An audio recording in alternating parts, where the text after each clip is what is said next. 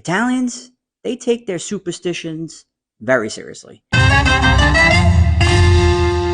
Let's start with the heavy hitter, Malocchio, the Italian evil eye. This ain't just some stink eye you get from a stranger. Nah, this is a full-blown curse.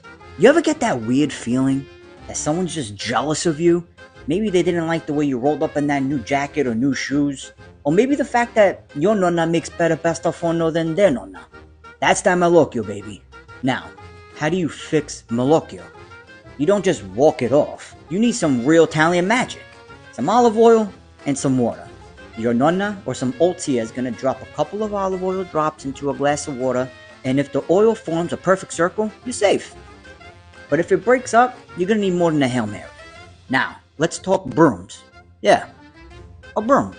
In any other country, a broom is just for cleaning, right?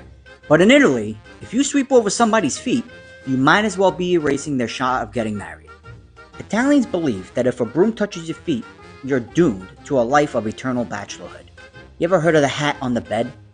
Never put your hat on the bed in an Italian household. Italians believe that putting a hat in the bed is so unlucky, it's like writing your own obituary. That's because back in the day, hats were placed on top of coffins during funerals. Or sometimes if a priest was coming over to give you some last rites, they put the hat on the edge of the bed. In Italy, they don't care about Friday the 13th.